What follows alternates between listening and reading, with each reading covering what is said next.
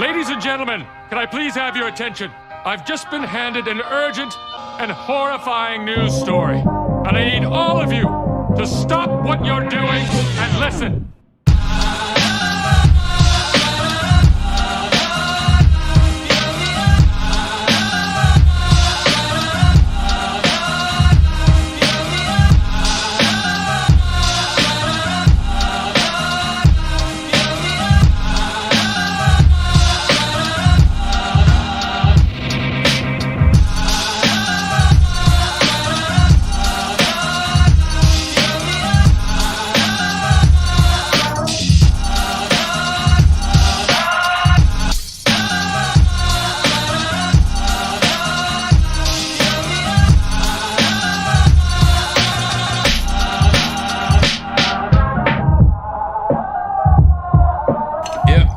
Made with bits of real panther, so you know it's good.